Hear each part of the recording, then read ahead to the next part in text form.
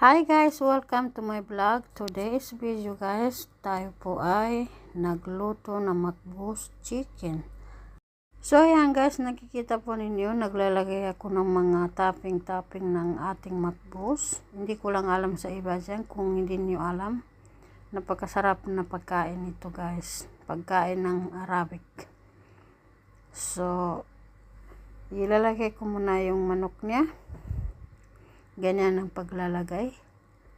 Kasi nalagay ko na lahat ng mga topping. Yung inilagay ko pala topping na ay onion. Pinarito ko. Tapos yung dry grapes, pinarito ko rin po yan. Para lalo sumarap, diba? So, yan guys. Siyempre meron po tayong cucumber dyan na fresh. Hiniwa ko lang sa ganyan. Tapos chili.